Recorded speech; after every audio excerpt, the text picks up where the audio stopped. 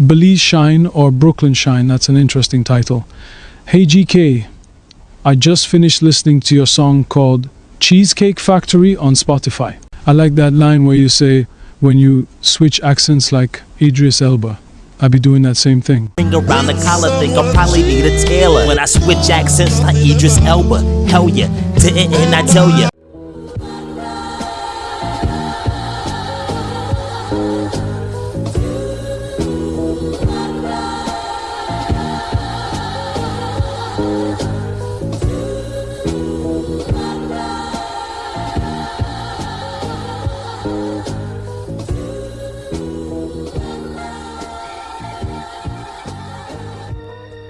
Alright, you kids get to bed, I get the storybook.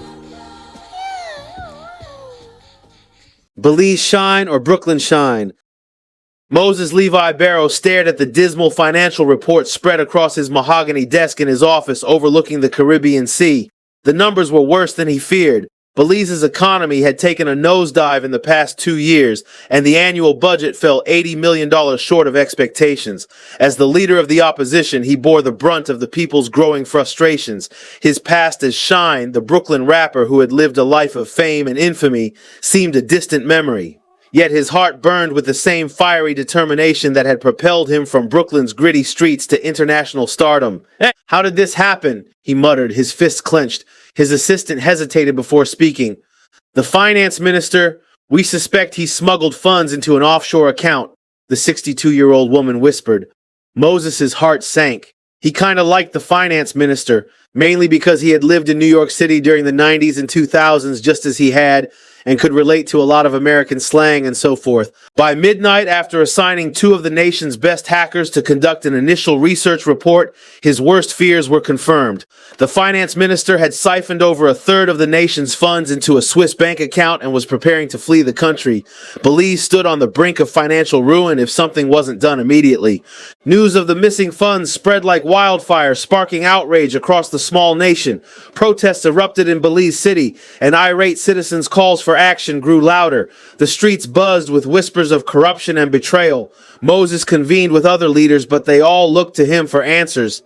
You're the man with the connections, Moses, one minister said.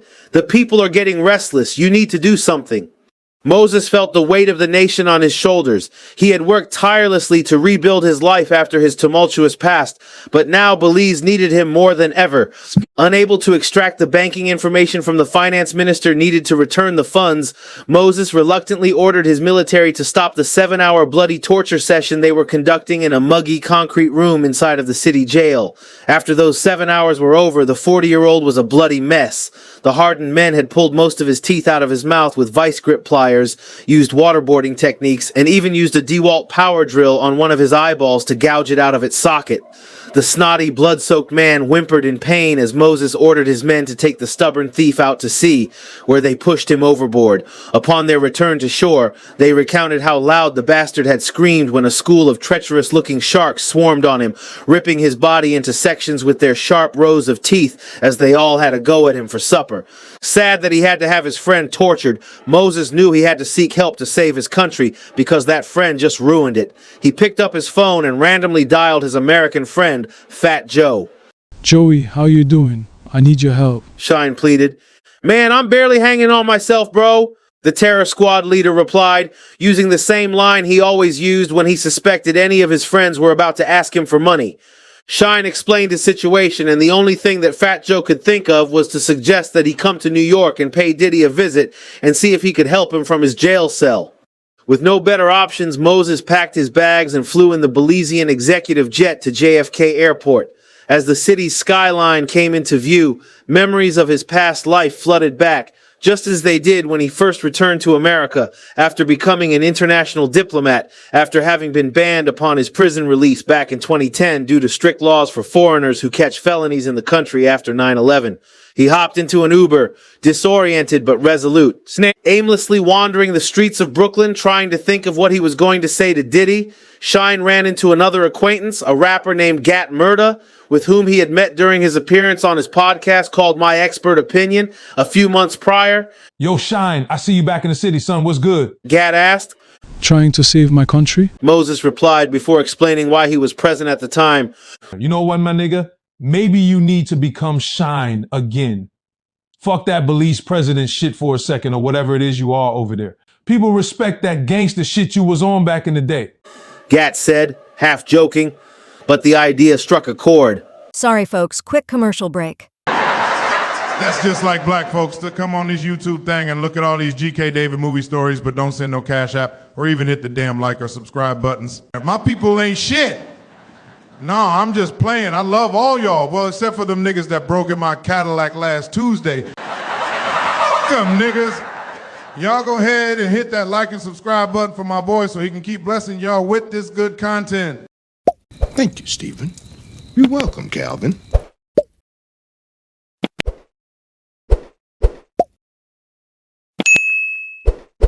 The next morning, Shyne went shopping uptown and popped out of his telly donning a Celine hoodie, semi-baggy jeans, and an oversized Mets cap just as he wore back in the year 2000. He decided to leave his business suit and tie in the hotel. The Brooklyn Shyne was back, for now. Shyne roamed Flatbush, reconnecting with old associates. His first thought was to gather money illegally instead of begging Diddy for anything, but an old hustler warned him. "These streets is different now. You'd lose everything you built, man," the hustler said. Another retired street figure suggested he visit Sean Diddy Combs, just as Fat Joe did. He took this second suggestion as a sign that he needed to stop wasting time and get over to the jail quickly. After contacting Diddy's sons through Instagram, Shyne arranged a visit with his former boss. Inside the grim walls of the federal jail, Diddy's desperation was palpable. Yo, Shyne, you gotta help me break out of this shit. I'm going crazy in here, Playboy. I'll give you 50 mil. Diddy promised. That was gonna be my bail money, but these white folks tripping. Shyne hesitated, but Belize's dire situation outweighed his concerns, and with that, he agreed. First, he contacted a former prison bro, Big Rico, who now led a faction of the Bloods over in Brownsville. Rico agreed to help, bringing his network of loyal street soldiers. Next, Shyne reached out to a white boy named Timothy from Riverhead, Long Island, whom he met back in the day. Tim was a computer hacker known for his ingenuity. He suggested a bold plan: create chaos around Metropolitan Detention Center, or MDC, as a distraction while a small team infiltrated the prison. At the same time, Tim would scramble all surveillance systems and computers on the jail's network. Finally, Shyne secured the expertise of a former security consultant, Angela Techie Reyes. Her knowledge of prison layouts and surveillance systems would be critical. We're not just breaking out any inmate. Shyne told the group during their first meeting in his hotel room. This is Diddy.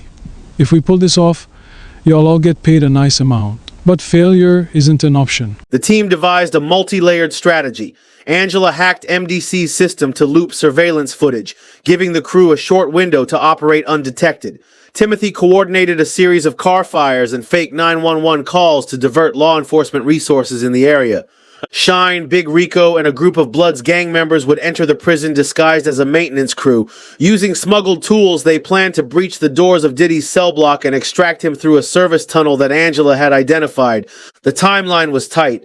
"We've got 20 minutes tops," Angela warned. "After that, the system resets, and we're done." On the night of the breakout, the plan unfolded like clockwork. Angela's looped footage fooled the guards, while Timothy's diversions caused chaos outside the prison. Shyne and Rico's gangsters entered the building unnoticed, navigating the labyrinthine halls toward Diddy's cell block.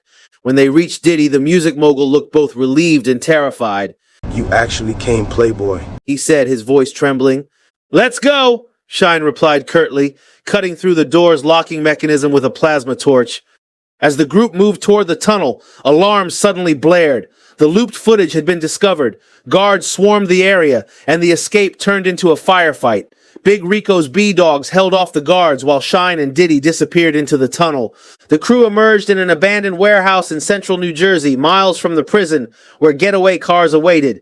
Diddy was shaken but alive, his gratitude evident. You a lifesaver, Playboy, he told Shyne, holding up the iPhone his former artist gave him, showing proof that the $50 million wire was successfully transferred into Shyne's bank account. But the mission had come at a cost. Two of Rico's men had been captured, and the FBI launched a manhunt for the fugitives. Shyne knew he had to act fast to protect himself and his team, so he cleverly instructed everyone to follow him over to JFK, where they all boarded his jet for a trip down to the country of Belize, where the feds couldn't touch them because there were no extradition laws. Glad to be back home, Shyne used what was left of the $50 million after paying off his crew to stabilize the economy. He paid off debts, funded social programs, and restored public faith in his leadership. However, the operation weighed heavily on him. News of the jailbreak spread, and whispers about his involvement reached the international community. One night, Shyne received a call from Big Rico, who couldn't stand the hot-ass weather of Belize and returned home to New York. "They're closing in on us, fam," Rico said. "What's the move?" Shyne knew what he had to do. He arranged for Rico and the remaining crew to escape to safe havens, using his political connections to cover their tracks. As for himself, he prepared for the consequences. Months later, Shyne stood before a United Nations committee, addressing global leaders about the challenges facing small nations like Belize. His speech was passionate and inspiring, earning him international respect. Though he never admitted his role in Diddy's jailbreak, the undercurrent of his words hinted at the lengths he'd go to for his country. Diddy, now free and thriving, quietly funneled more resources into Belize, now that he was a citizen. Meanwhile, the legend of the rapper-turned-politician who risked everything for his homeland grew, cementing Shyne's place in history as both a hero and an enigma. So the title of this story is Belize Shyne or Brooklyn Shyne. Leave a comment on who you prefer and why you like that Shyne over the other one. I know y'all love the Brooklyn Shyne, and it was fun going back to that for a second, but I only did that because I was in survival mode for my country. They kicked me out of America, so I gotta do what I gotta do to survive. And leading the nation of Belize is what I have to do. If y'all want the Brooklyn Shyne that bad, just go to Spotify and stream that Shyne album. Or the Godfather Buried Alive joint.